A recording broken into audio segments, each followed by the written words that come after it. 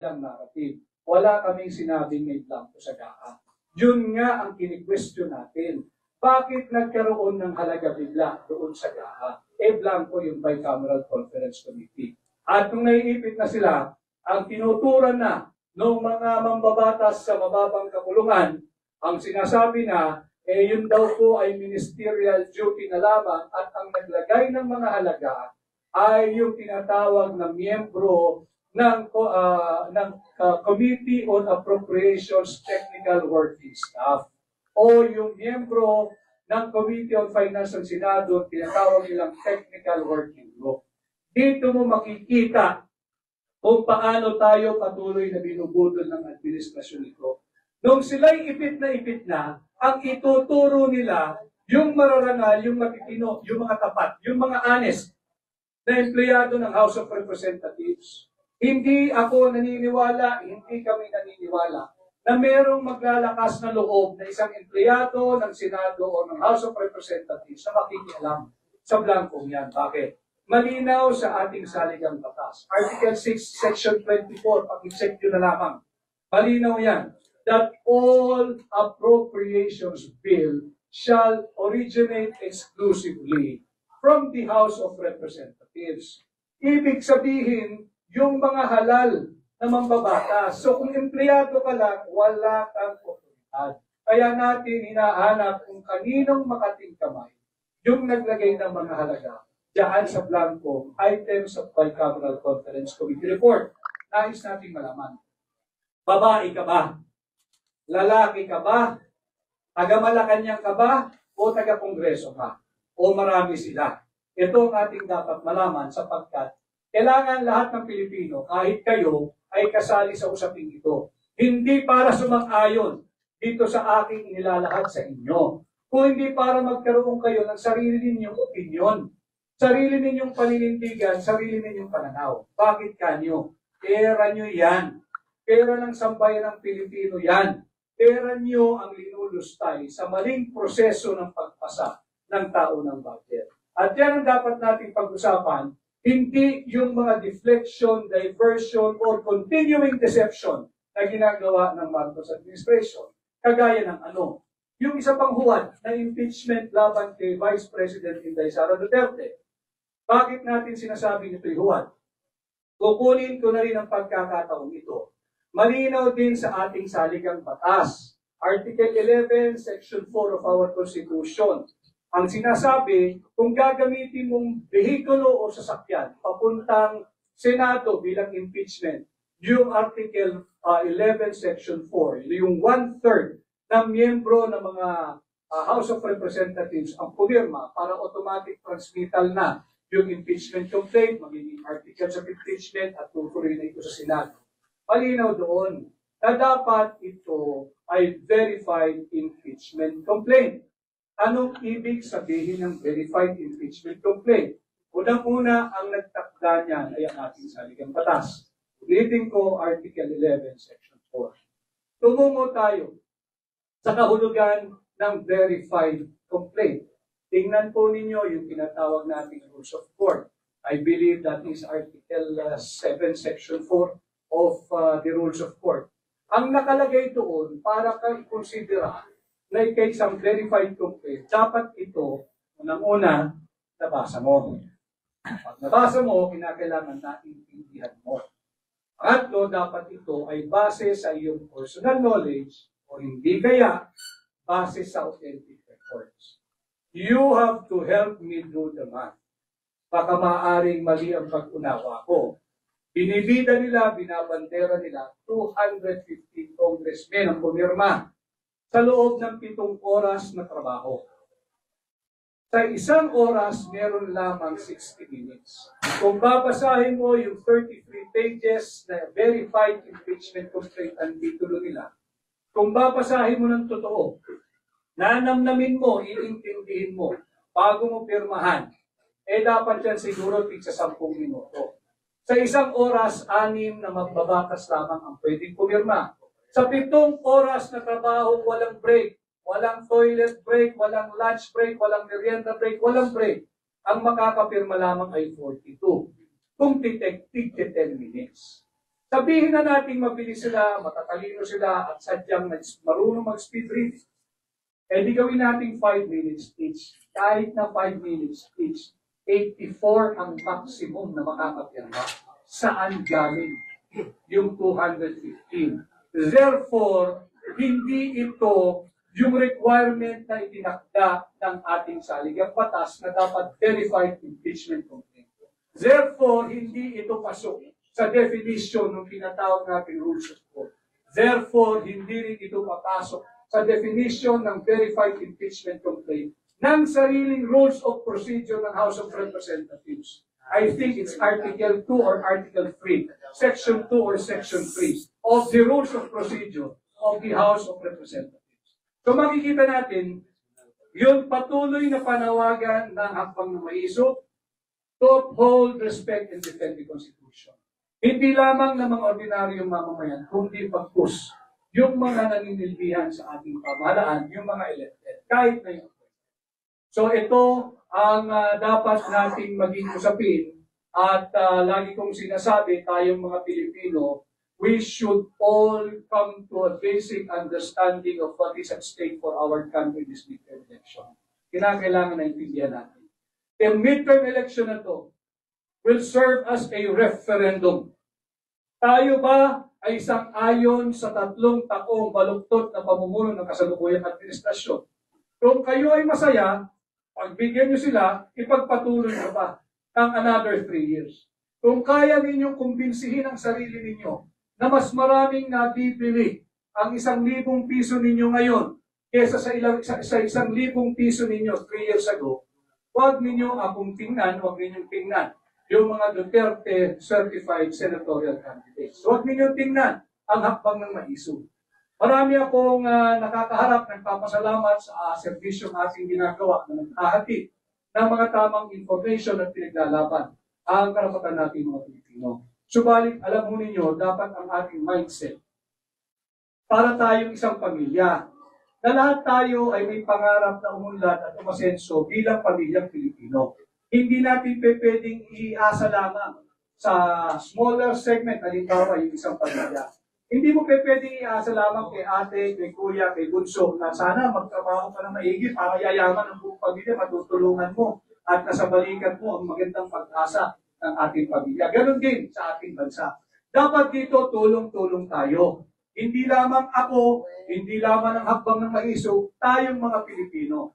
We should all be willing to do our share in nation building, to help each other to experience both the joy, the difficulty, the challenges, and sufferings. So ito ang aking mensahe sa aking pagbisita muli dito sa Cebu at pakikiisa sa gagawing Integration Rally.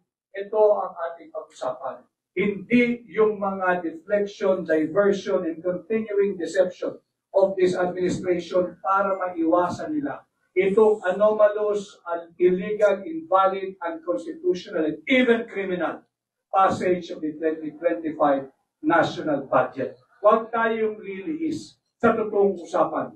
Ang totoong usapan ay ang anomalous and illegal and unconstitutional 2025 budget. Ang usapan pa rin ay ang inflation. Ang patuloy na pagtaas ng kahirapan, ng kagutuman, ng kriminalidad at ng droga. Ito ang usapin. Huwag tayong palilihis, hindi yung patuloy na political persecution, hindi yung lagi na lamang sasabihin ang mga kasama ni Pangulong Duterte ay pro-China. Saan ka nakakita na mismong presidente o leader, kung leader ka mang maituturing ng ating bansa, ang siyang naggagatong at higit pang pinapainit itong hidwaan sa kanyang isip sa pagitan ng Pilipino at ng bansang China. Hindi dapat ganoon ang pananaw ng kahit na sinong national leader. Dapat yan ay pinagtutulong-tulungan natin to diffuse and de-escalate the tension there in the South China Sea. Sapagkat, lagi nating tatandaan, I think Article 117 of our revised penal code. Yung panggagatong dyan sa issue ng South China Sea, that is also a criminal violation. Hindi ba? That is fomenting dispute with our neighbor, China. Paano na lang yung ating mga kababayan sa Hong Kong, Macau at mainland China? Paano kung sila ang makaranas ng retaliation? Hindi ng Chinese government, kundi ng mga Chinese. Pag napikon, kursunadahin o paglaruan yung ating mga kababayan, paano sila? Sinong poprotekta sa kanila? Kaya nga sila nagpakalayo-layo para kumita ng marangal at higit na may oportunidad dahil hindi nila makuha dito yun. Tapos gagatungan pa natin. Di ba? That is inciting to war. So ito dapat ang ating pinag-uusapan, hindi yung kung ano-anong diversionary, hindi yung kung ano-anong patuloy na deception. And again, sabi ko nga din noong proclamation na rally ng Duterte approved and certified senatorial candidates, ang suka ang kalaban ng tanso, ang suka ang kalaban ng faking dito, at ang suka ang kalaban at tutugis sa mga nagbubudol na patuloy sa ating mga Pilipino. Magandang hapon. Okay, open up for questions from the Freeman. Okay, I would like to ask questions from our Hakbang ng Maisog, Cebu. Ano yung ma-expect namin later sa indignation rally? Mayong hapon, no? Ako lang binisayon. Mayong hapon kanin yung tanan nga niya karon dinhi. Balikon ako, no, kagahapon do naman tay press con. Pero balikon ako og subay kung unsa gyud ang maisog, no? Unsa ni siya kay daghang wala kay bawo, unsa ang grupo sa maisog, no? Ang hakbang ng maisog, dili ni siya usa ka partido, usa ni siya ka social movement, usa ni siya ka mass movement. Diin kini siya nahimugso ni atong panahon nga nahibaw-an sa atong kanhi Pangulong Rodrigo Duterte o ang iyang right-hand man nga si former Cabinet Secretary Johnny Basco nga dunay People's Initiative para uspon ang atong konstitusyon. Kunya natawag itong hashtag na Dabaweños are not for sale, no? Kay ang mga pirma sa mga tao aron uspon ang atong konstitusyon dunay bugti, no? Nga ayuda ba o unsa. Angton nidako kay siya nahimong hashtag the Filipinos are not for sale. So atong panahon na nahimugso ang hakbang ng maisog. Ang una ra gid niya atong gustong buhaton maundang, no, o dili mapadayon ang People's Initiative. Pero tungod niadto naghimo sila og rally, ang first maisog rally January 28 dito sa Davao City. Nasundan sa ikaduha diri sa Cebu ug sa lain-lain pang bahin sa atong nasod. Dito nakita nga gianam-anam yun nila o pagpahilom ang kanyang gitawag o political dissent, no, mga dissenting opinions. No? Unya kami, kay mga like-minded individuals man mi, nagkahugpong din sa Cebu, mga yano o ordinaryo naming mga lumulupyo, meaning atong probinsya. Ako, si Jun Abines o si Atty. Eileen Caballes, no? Who is the lead convener of the TAPS Coalition, the Transparency, Accountability, Peace, and Security. Kana siya, ang TAPS Coalition are made up of professionals nga nag-advocate, no? Ang upat ka prinsipyo nga mao'y giadapon sa hakbang ng maisog. Fortunately or unfortunately for that matter, kami 7 kabuok na assignan as maisog core group sa Cebu. Ako, di ay si Elmer Hugalbot, EB Hugalbot sa akong social media pages. Usasap ko sa 40 ka mga social media personalities nga ipatawag aning tri-committee. Kauban si Jun Abines, no? Aron na aning laging ilang fake news no, or something. So karon, mangutana mo, unsay gyud nakapaaghat namo, no? Kay walay politiko nga nagpaluyo namo ani, no? Ang una yung nakapaaghat namo, no? Ang red line nganong ni gawas na gyud ni ang pagpirma gyud sa unconstitutional, no, budol nga impeachment ni Sara. Dito na among nakalit og desisyon nga magmugda mi og usa ka anti-impeachment caravan. Wala to siya media hype. In fact, daghan kaninyo din nga mataga media sa Cebu nga wala kay bawa to.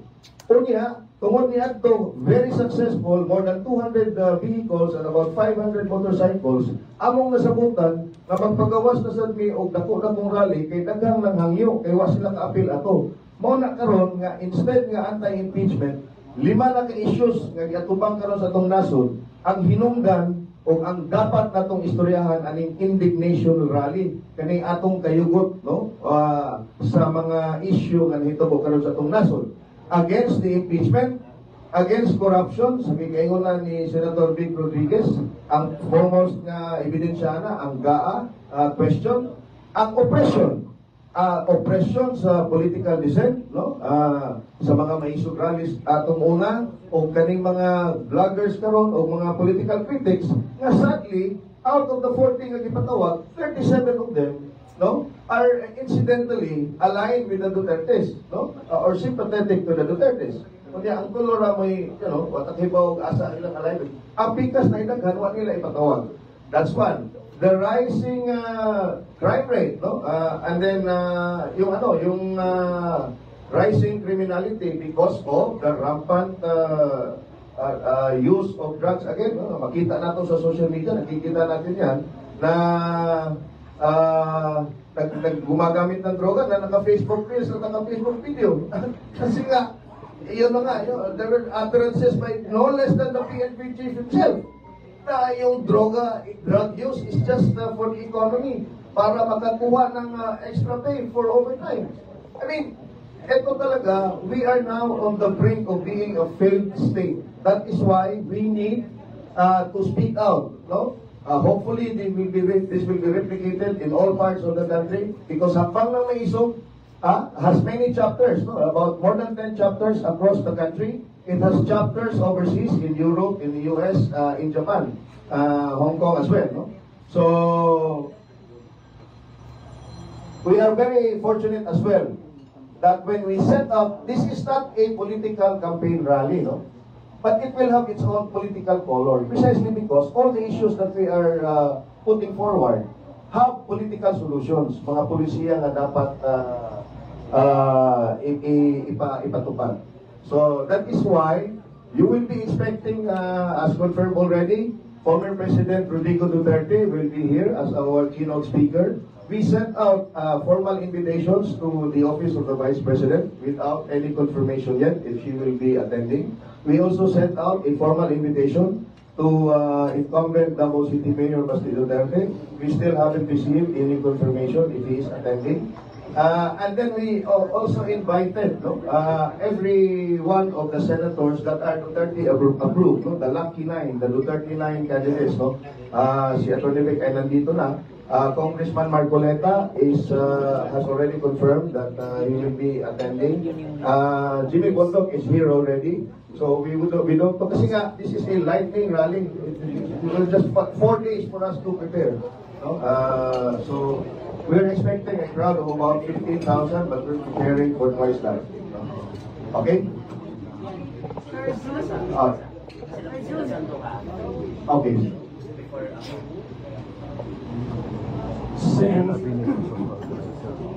Simula nang nanalo si Marcos Jr., ang lahat ng nangyayari sa Pilipinas pabagsak, palubog, negatibo.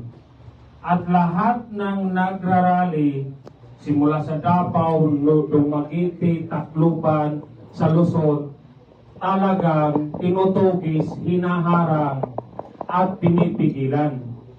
Ang social media, isa sa pinakamaingay, pag nagsasalita ka laban sa mga totoong isyo, tatawagin kang narco-vlogger, pogo fake vlogger, fake news peddler, para lang patahimikin ka. Pag palagi kang nagsasalita ng opinion mo, tatawagin ka sa Quadcom, Tricom, para ikulong ka. We are already in a silent martial law. Sino ba ang nabigyan ng mga rally in the last 36 months? Yung INC, binigyan sila. Tapos yung mga yelo ng mga sponsor ni Trillanes. Pero karamihan sa Maisog, totoong mass movement, hindi binibigyan ng pagkakataon na magsalita at ipalabas ang saloobin. Kasi takot sila na makita nila sa kanilang mga mata na 90% ng mga Pilipino galit na. At ngayon, meron tayong Maisog Corps na nagkaraban dahil nagalit tayo sa lightning impeachment. Sabi ng mga tao, may gagawin ba tayo o wala? Sabi natin, okay, let's have a caravan. It turned out it was very successful. The whole 4 hours, ang mga tao galit na galit, sabi, Duterte. They are craving for a Duterte leadership. It is a brand of good leadership. Hindi sila, parang yung energy nila, kulang pa. Sabi na, let's do something bigger. So, ang core maisog, we have to make something bigger. Because, sabi ng iba, ba't din nyo sinabi, ba't din nyo inano sa media? We were not that confident because we don't have the resources. We don't have the manpower. We don't have the funds. We are volunteers. And we take money from our own pockets and ask some supporters. But there are many. Sabi niya, ba't mo sinabi, may bibigay kami siya, but we are not asking, we're just doing our job. Now, nung alam namin na hindi ang Cebu, for the longest time, naalala lang ang Cebu as biggest province of voters every time election season comes. But all 3 years, 6 years, Cebuanos are nobody. Ang opinion natin, hindi pinapakinggan. Kaya tayo mga Cebuano, we are capitalizing. Let's speak as one Cebuano. Ano yung nasa loob natin? Kaya nagkaisa kami, okay, let's have a rally. Napunta tayo dito sa Mandawi. But we were not even sure sino ang papansin. Sino ba naman Cebuano? Wala naman tayo, di ba? Every time may election lang, naalala tayo ng mga malalaking ano. Pero if you notice now, if we speak the right message, if we speak the right language, pag sinabi natin yung totoong issue, ang tao lalapit sa'yo. Kaya mismo, si dating Presidente Rodrigo Duterte pumunta dahil nakita niya sa video, sincero ang mga Cebuano. Tinuod ni Bay, kinasing-kasing ni, naglagot nami. Nakita ni Duterte nga bisan yung napakainit, Duterte. We are crying for a Duterte leadership. Yun ang sigaw ng mga tao. Ngayon pumunta si Presidente Duterte. All our allies andito na. Andito si Attorney Vic. Marami nang nakinig. Huwag na natin itong bitawan. Dahil pag tumigil tayo, mananahimik tayo, babalik ulit tayo, may 3 years pa na ang bangag ang mamuno sa atin. Maawa tayo sa namatay ng mga bata everyday. Mga silingan na ito nangamatay, mga bata, sakit sa dugahan. Mga karon, kita mga Cebuano, ato ipakita na nagkayusa ta. Proud sa nato, kag Bisaya si Rodrigo Duterte, wa siya kailan ako, wow! Ordinaryo namin nga mga tao, wala pa ni ka kumusta na niya. Pero if we speak the right words, if we speak the right message, Filipino will be united. Huwag tayo matakot. Kagabi, yung bahay ko, pinasok ng mga 12 CIDG from Manila. They stole my cellphone, my PC, and they threatened me. Tapos, they timed it 12 o'clock. Bakit nila ginawa yun? Ang timing. Because I was speaking from my heart, na ang Cebuano galit na. The day before, sobra na. Bangag ang presidente natin. Si Marpil is supporting drug lords. Si IDG chief is a human rights violator. Hindi ako natakot. Umiyak ako nung nag-live ako, umiyak ako dahil naawa ako sa Pilipino. Kasi yan ang gagawin nila sa atin, gagawin nila sa kasama natin ng mga maiso. Pero hindi ako atras, hindi ako natakot. Masakit ang loob ko kasi yan ang gagawin nila kung sino yung matapang, anong ginawa nila kay Sara Duterte? Akala niyo pero yung threaten to kill her? It's real.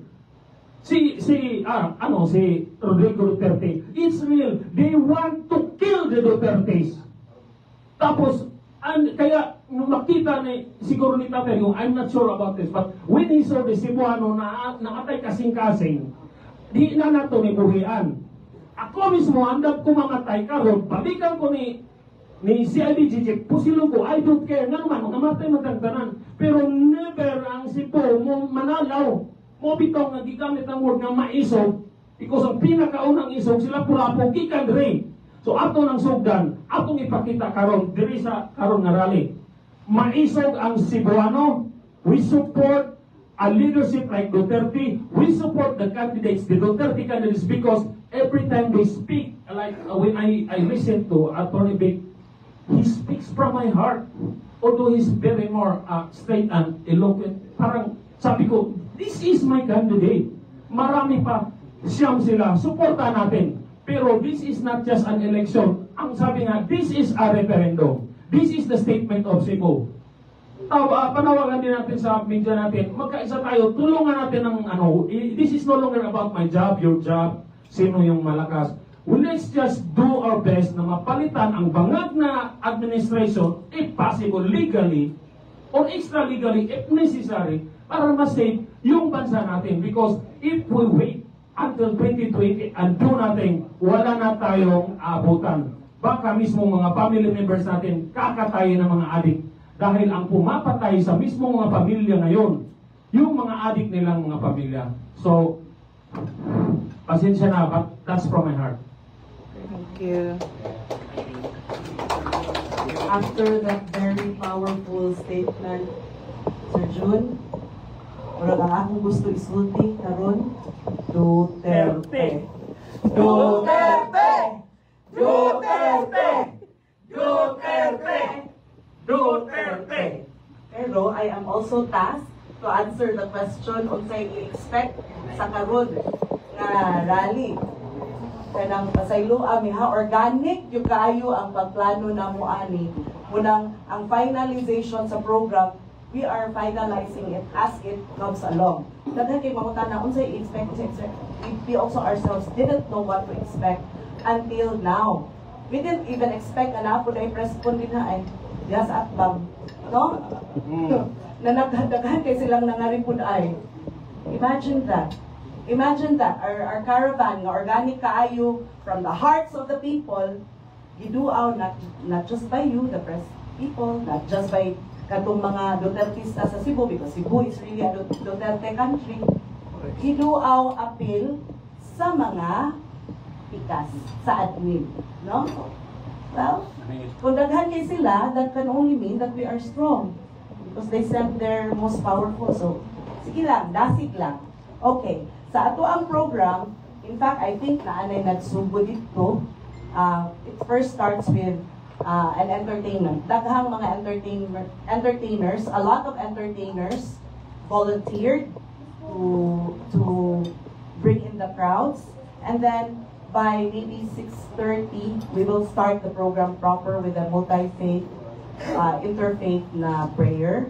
And then before our speakers, we actually invited 3 speakers from the senatorial lineups. There are no other local speakers na mo talk except Mayor Jonas Cortez in order to welcome us, because like in the first rally, it was Mayor Mike because he was the Cebu City Mayor, the host. So here, it's in Mandaue, it will be Mayor Jonas Cortez. We are also trying to avoid na dili maingnan ang ato ang mga local candidates na attendees that they are electioneering prematurely, campaigning, because this is not yet local campaign period. So we invited 3 speakers. First, it will be AACQ, who will be represented by somebody, and will also send a video message. And then we have also Congressman Rodante Marcoleta.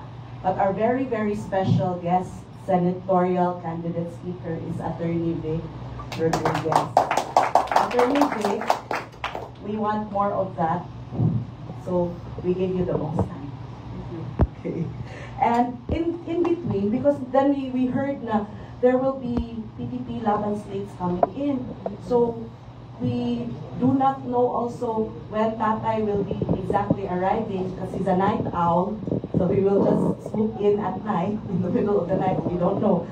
But the PDP Laban slate, some of them will be coming here. We also prepared some questions, and these questions are taken from the GCs, our group chats of the Maisog. Because this is really, we remind again everyone, this is Cebu People's Indignation Rally. So it's an indignation rally by the people. They should get to ask questions. They should get to demand answers. So from the group chats, we got questions on issues. This will be thrown to the guest senatorial candidates who will be coming in. Random. They will not be allowed to prepare. We like it the Attorney Vic way. Nothing curated, ask anything. Tama po ba, Attorney Vic? We like it. We like it the Attorney Vic way. If they're not as good as him, well, we'll leave for them. But it will be random. Random. They will be given 2 to 3 minutes to answer on top of their opening and introductions. So at least they also have an opportunity to campaign their platforms. So in between the speakers. And then Mayor Rodrigo Duterte, as he prefers to be called, former President Rodrigo Roa Duterte, will be introduced also by Mayor Cortez. Then it will be him who will talk. We are not sure yet whether Mayor Baste or VPISD will be coming. But if they are, then perhaps they will also be given an opportunity. As we said, the program is developing as it goes. Even now, just a few hours from its start, it's still developing as it goes. So that's what you are going to expect for tonight. And the hosts will be EB, June, and myself. So, para menos gastos. Because this is really organic. But, you know, share ko lang. Despite the fact that we came into this with no seed money, nothing. Volunteers keep coming in. As volunteers keep coming in, as donations keep pouring in also, there are more costs also rising. But still, we are able to, because God is good. God is, the provision of the Lord is really good if He means it to be this way. So that's it. Okay, ngayong hapon, Attorney Vic, Gia Navarro from CCP at Channel 47.6 na-open up yung issue about sa impeachment. This week, yung kampo ni Bibi Duterte ay nag-petition na sa Korte Suprema. Habang si Senate Minority Leader Coco Pimentel wants to do a caucus para pag-usapan ang magiging susunod na plano sa magiging impeachment trial. Would you think it will prosper yung issue tungkol sa impeachment po? Attorney Rodriguez?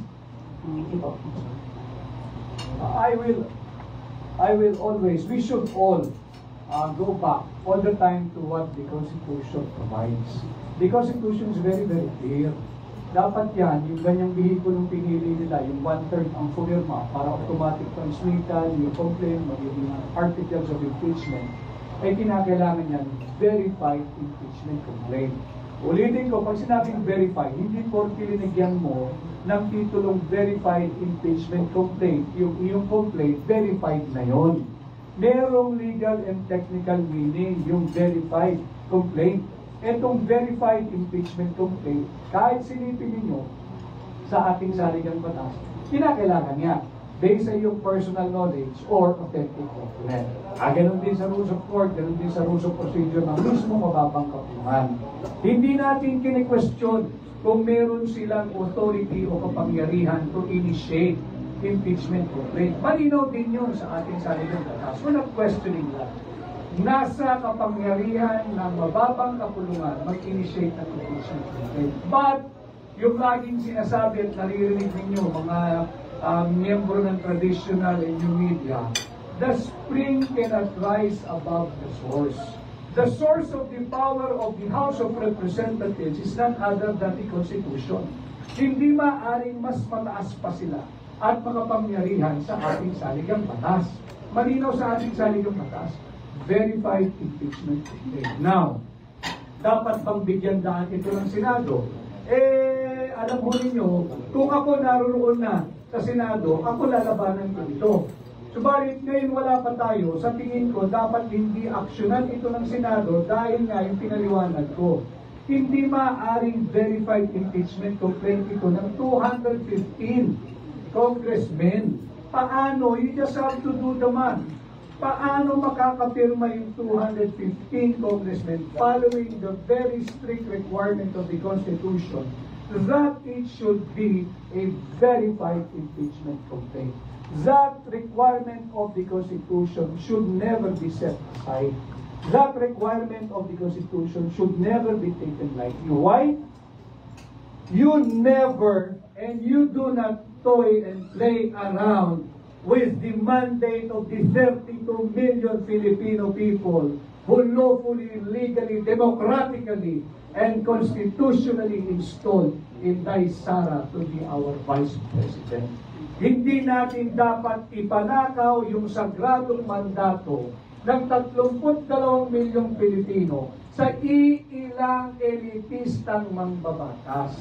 Yan yung ating pinaglalaban na hindi natin dapat bitawan itong issue ng impeachment na talaga namang unconstitutional. Is Rodriguez. From White Cameron, Liway Kisi po. Sir, from White Cameron report, sinasabing may blanco. At papunta, saan pa yun? Ano pa bang proseso dyan? At sinong in charge? At gusto lang naming malaman, sino po ang in charge ng printing? Kasi doon na siguro yun, bago piniprinta nila, kapila pa na yung 251 billion. That's why we are trying to find out saan nangyari itong manipulasyon ng Bicameral Conference Committee report. Malinaw yan. Pagkatapos ng Bicameral Conference Committee report, they will have a choice na ratify ba nila, which they did. Will they approve it, which they did. Will they sign it? They signed it. Will they file it? They filed it. Doon sa House of Representatives Bills and Bills. Pagkatapos ng tapos na, wala na ibang pwede gawin. Maaaring nagkaroon ng halaga yung mga blanco items sa printing, tama ka, kaya hinahanap natin yung kopya ng enrollment. Ano ba kayong ano kayong suspect? Sino yung? Inutusan. So, ito lang malaman mo ba? You have to remember that at the end of the day, I am a lawyer, so I'm very careful for things that I do not know personally. I am doing our investigation, we are doing our case build-up. Hanggat ngayon, wala silang may pakitang kopya ng enrolled bill. Meron kaming nakita, bago pa man nila isiping galawin, meron kaming nakita, because they keep on referring us doon sa archive department or archive section ng House of Representatives. So we did, we went to the archive section of the House of Representatives. Ang aming nakita doon ay kopya ng enrolled bill na nawala na yung mga blanco. Pero, hindi ito pirmado ng Senate President, hindi ito pirmado ng Speaker of the House, hindi ito pirmado ng Senate Secretary, hindi ito pirmado ng Secretary General ng House of Representatives. Ibig sabihin, pag sinabi mong archive section, di ba, pag sinabi mong archive section, repository, taguan ng mga original. So, yun ang ating nakita at wala pa silang may pakita hanggang ngayon ng kopya ng original enrolled bill. At yan, uulitin ko, yan ang pinag-uutos ng Korte Suprema. Ilabas ng House of Representatives ang kopya ng enrolled bill, hindi ng GAA. Hindi ng GAA. So yung sinasabing labanan ng fake news, labanan natin yung isang fake news ng isang kilalang broadsheet at banner story niya, inutusan daw ng Korte Suprema ang mababang kapulungan na ilabas ang original copy ng General Appropriations Bill. Mali, sapagkat ito po yung kopya ng order ng Korte Suprema. Babasahin ko lamang para malinaw tayo, labanan natin yung fake news. Nakalagay po rito, sa paragraph C, respondents, yun po yung Senado at House of Representatives, respondents are likewise required to submit by personal service not later than February 24, 20.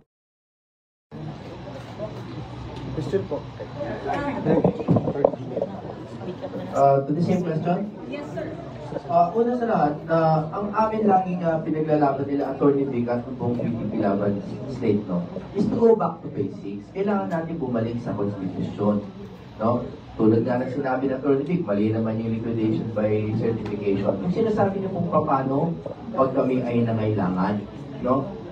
Hindi naman kami mga ngailangan in that sense. Kasi po kami po ay naninindigan na mali ang pork barrel, halimbawa. No? Hindi naman tama ang post-enactment legislator participation na tinatawag sa Bellica versus Ochoa.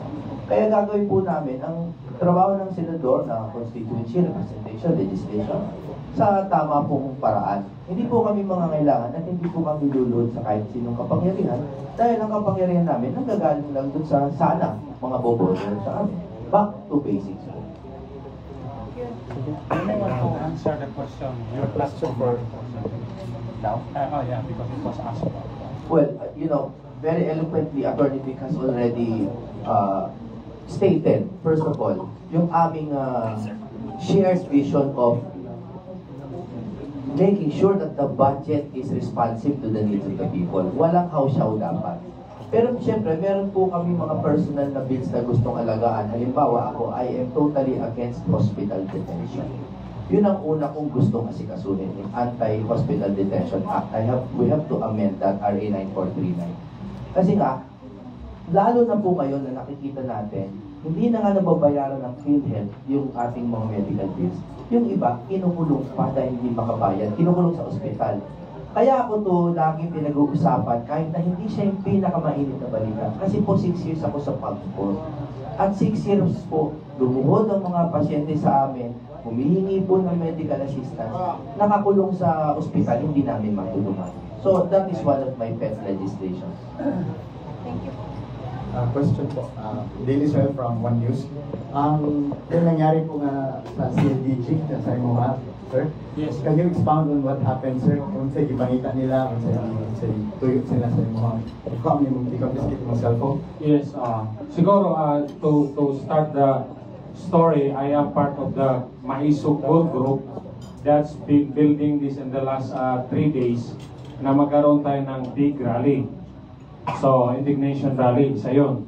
At saka isa rin ako sa yung 40 vloggers na pinatawag ng Quadcom at saka nung Tricom for the second time last February 18 para i-investigate, but we understand it is a persecution at ipahiya at we expect that we will be cited in contempt. So that's the background.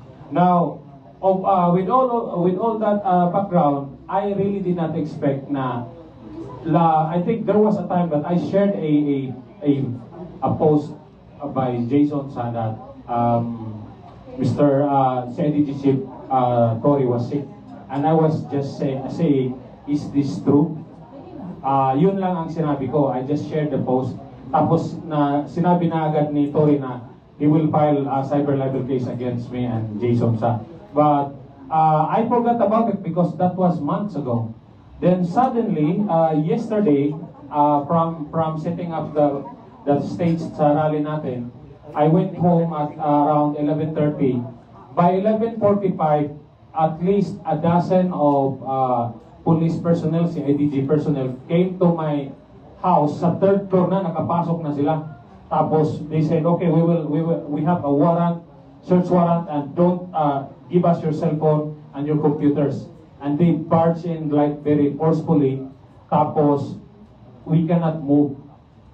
My wife, Tita, was really reacting, but while she was shouting and telling them that what's going on, talagang sinabi niya, we will arrest you. Parang tutulayan na natin to, bibit-bitin natin to. Sabi ko, I need my lawyers. I need you need to give me the time to have my lawyers around. kung paano niyo ako abusuhin. At talagang inabuso ako. Nung kinuha yung cellphone ko, mismo sila may laptop, instead of seizing it and preserving it as an evidence, kung may cyber libel man ako na crime, they put a laptop on my table and they even used the electricity, and for 3 hours they tried to probe and download all the content of my cell phone. I said, I object on that activity because you're not supposed to probe or check without the supervision of the court. Kasi ebidensya yan eh. What if you plant something in it? Tapos ang dami kong kaibigan na tulad natin. We are normal citizens that are expressing our disagreements with the government. So, despite my objection, talagang ginawa nilang harap-harapan for 3 to 4 hours. I cannot do anything because they won't allow me to touch my phone. Do you think, sir, it has something to do with you organizing the Maisog rally? It's very obvious because the warrant was signed February 20, and we started saying we will have a rally by I think 19 and 17, 18. But I was not really making it very formal at the time. I said there's going to be a rally because I am not the one in control of the rally. I am just part of the core group. Tapos it is a developing activity. Kasi when we heard na walang darating, baka we might not pursue. It just happened that when we float the idea, help, support, and yung encouragement keep coming. Kaya we were able to come up with this big event, and in fact, we're very happy to have the Duterte candidates coming in because this is para bang kumbaga reinforcement too. We need the help. Cebuano needs to be also seen as a very important factor sector of Philippines. Hindi lang so we're very happy. We have Tatay Digong coming.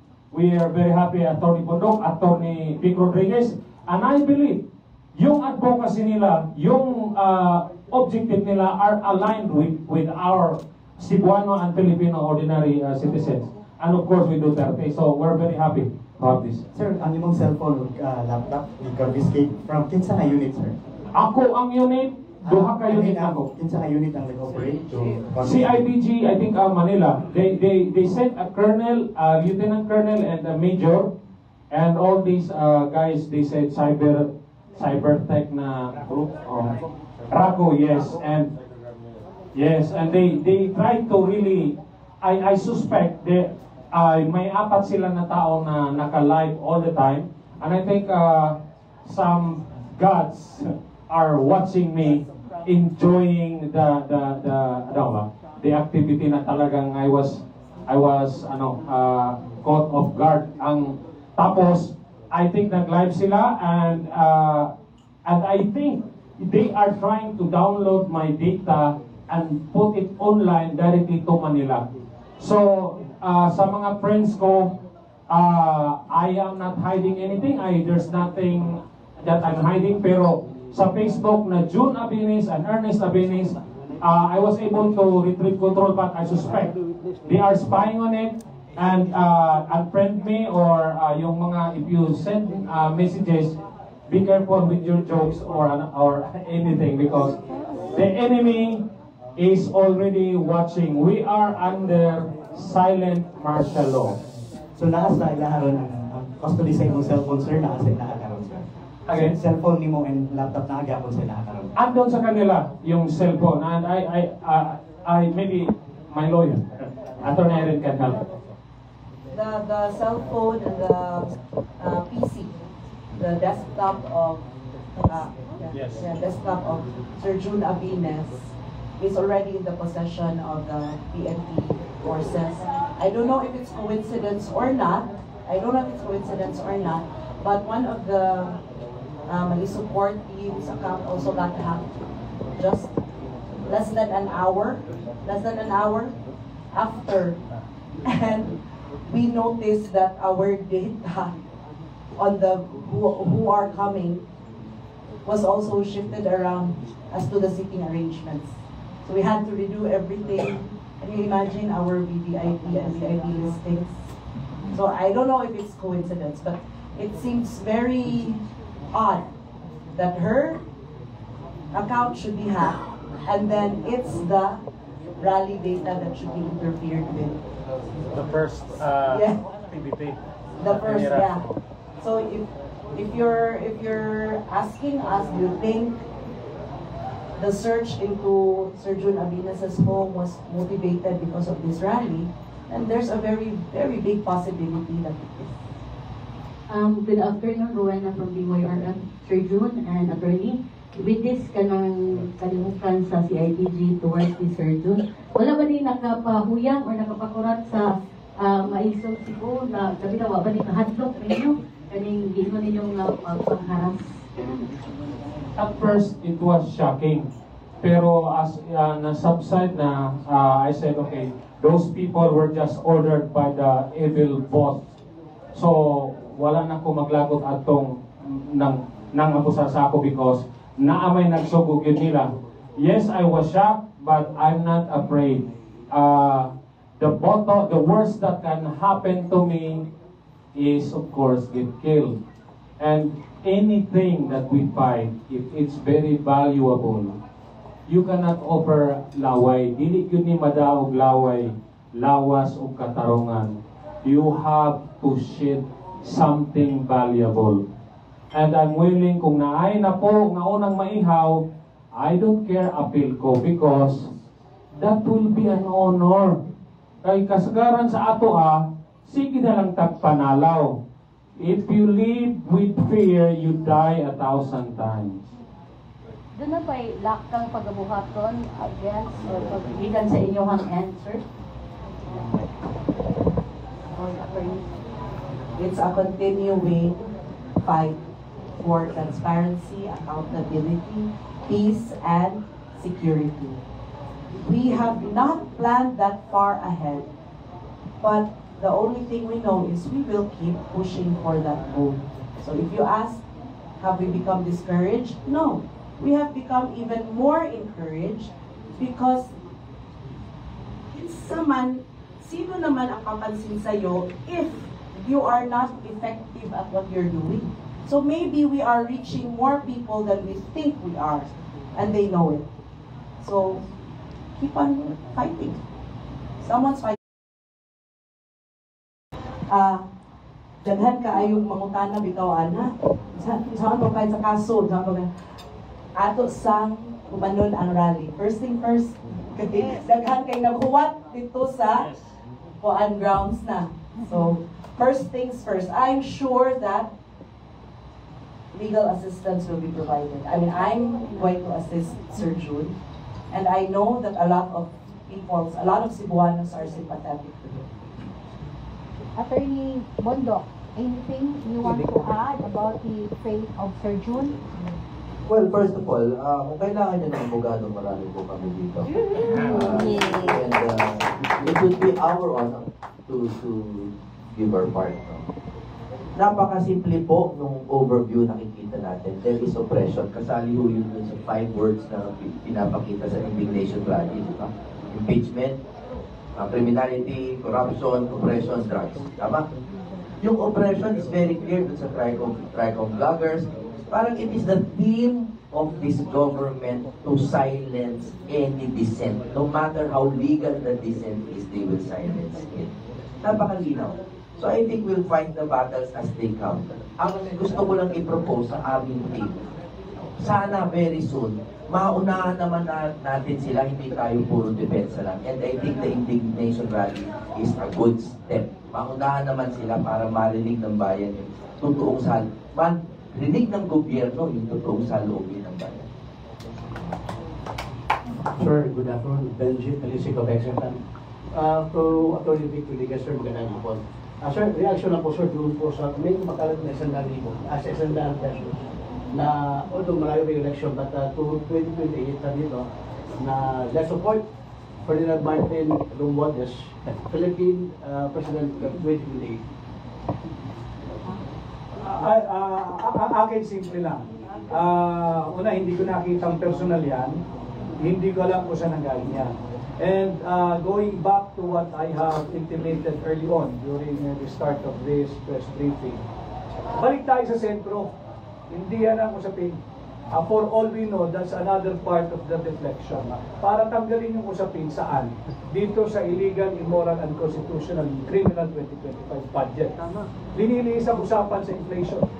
Sa paglaganap ng kahirapan, kagutuman, paglaganap na naman ng droga at pagtaas ng kriminalidad. Yan ay deflection. Huwag tayong sumabay dyan. Let's go back to the center, balik tayo sa sentro at mag-focus tayo doon sa makabuluhang usaping panlipunan na tumatagos sa sikmura ng ordinaryong Pilipino. Hindi yung kalokohan na linilihis nila ang usapin. That's my personal view doon sa tanong po ninyo. Attorney Vic, are you willing to be a legal counsel of Attorney Sir John? No, I do not mind working with Attorney Irene. Meron na siyang napakahusay na legal representation. But I do not mind giving my 1 centavo worth of advice. And one thing that I can see at the moment, kasi ito rin panawagan ng hakbang ng maisog, yung transparency, accountability, peace, and security. Let's say, for example, and for the sake of our press briefing this afternoon, that what they have is really an authentic search warrant. Kahit may authentic search warrant ka, merong batayan at panantayan yung pagsisilbi ng search warrant.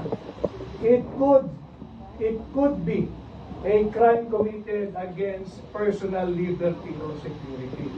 Sapagkat pagsiserve ng search warrant, hindi naman pwedeng bargas ang pagsiserve mo ng search warrant. You have to check kung merong paglabag na nagawa. They can move to have the search warrant washed at masoli lahat ng property at ari-arian ni John Abines at panagutin kung paano, they have to identify first, authentic ba yung search warrant? Because when you apply for a search warrant, may affidavit yan na nakalakip eh. At yung affidavit na yun ang gagamitin basihan ng huwes na base sa kanyang personal assessment talagang dapat mag-issue ng search warrant. But the search warrant must particularly describe the place to be searched and the things to be seized. Hindi yan yung pwedeng lahat ng sulok ng bahay mo halubugin. Kinakailangan meron kang pinupuntirya kung anong floor, kung anong palapag, anong cabinet, anong gamit lamang ang iyong kukunin. Now, if someone violated itong mga requirements provided for by the Constitution and by the rules of court, then meron tayong nakikitang paglabag doon sa tinatawag nating crime against personal liberty or security of John Abines, his wife, and his family, and even violation of domicile. Attorney Vic, balikan ko lang po yung sa petition na pinahal niya sa Supreme Court. I heard na ang deadline ay sa February 24. Doon sa pinapasubmit na kopya ng General Appropriations Bill and Enrolled Bill, what if kung hindi ito ma-submit ng House of Representatives? Oh yeah, and I forgot to notify the body. Nakatanggap kami before the close of office hours yesterday, Friday. Yeah, yesterday, Friday. Nakatanggap kami ng motion. Ito yung mula sa gobyerno. May motion ang Office of the Solicitor General requesting for an additional 5-day period para makasagot sila dito sa ating demanda questioning the constitutionality of the 2025 budget. Natanggap natin kahapon, so hindi pa natin nalalaman kung sila ay pagbibigyan ng Korte Suprema sapagkat malinaw sa naging kautusan ng Korte Suprema yung binigay na 10-day period is non-extendable. But the Office of the Solicitor General ay humingi ng additional 5-day period. So we're still waiting, bagamat merong ibinigay na deadline February 24 to produce sapagkat nag-file tayo ng motion to issue subpoena to sa STECOM. Hindi naman nag-issue ng subpoena pero inutusan ng Korte Suprema na isumiti nila, ipakita yung original copy. Ulitin ko nung General Appropriations Bill at General Appropriations and General Appropriations Bill at yung Enrolled Bill. Yun ang inuutos. Mali yung pahayagan, yung broadsheet na ang headline niya ay pinag-utusan daw na introduce ang GAA. Wala akong nagque-question sa GAA. Ang kini-question natin yung proseso because we stand firm that yung GAA is nothing but a product of a very poisonous legislative process. Message na lang po ninyo, sir. Ulitin ko, maraming salamat sa inyong pagbibigay daan sa aming presensya ngayong hapon.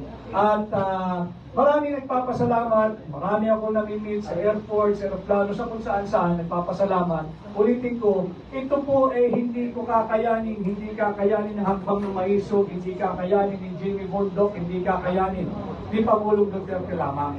Dapat tayo, we work as one family, Filipino family, pamilyang Pilipino.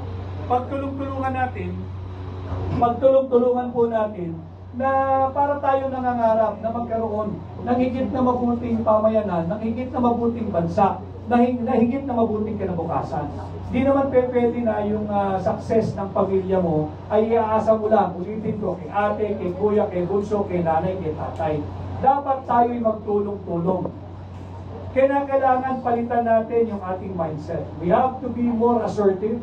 We have to demand for our rights and we have to assert for our rights. Huwag tayong magpapasindak, huwag tayong magpapatakot. And bilang panghuli, sana ho, lahat tayo manawagan to uphold, respect, and defend our Constitution. Maraming salamat. Ako po muli, si Atty. Vic Rodriguez, Pilipino, abogado, Maisog.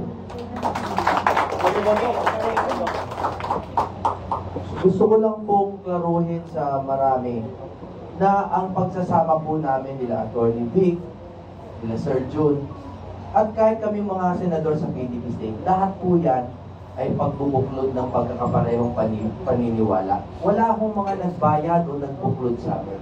Bibigyan ko ng halimbawa, sila Atty. Vic, nag-file sila against the constitutionality of the budget. At kami po, nila Congressman Alvarez, nag-file kami ng criminal case ng falsification naman of legislative documents dahil dun sa 241 million. Yung mga TRICOM vloggers, mga kaibigan ko yan, hindi yan basta nag-uusap-usap, yung iba dyan hindi magkakilala. Bakit po? Gusto ko linawin. We are bound by beliefs, not by corrupt money, not by kung sino mga nagbabayad sa amin. We are bound by the beliefs na sinasabi ni Atty. Vic na gusto lang natin gumising sa mas magandang bukas na hindi tayo natatakot na baglang mag-impeachment, nanakawan tayo ng pera, walang peace and order, puro droga. We want a better tomorrow. At ako po ay nakikiisa sa Maisog. Dahil ako po, bilang bagong lawyer at bagong dugo sa politics, ay magbibigay po ng kahit buhay ko para lang po gumanda ang Pilipinas.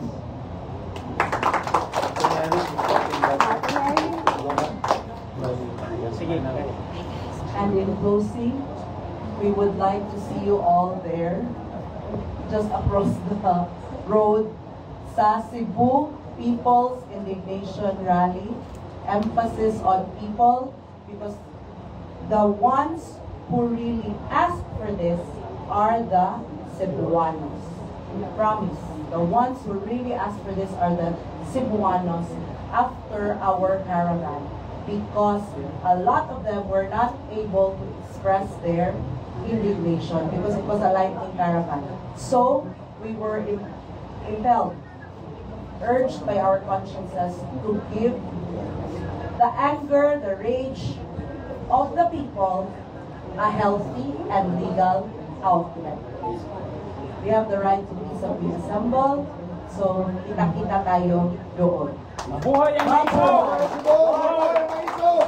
Mabuhay ang Maisog!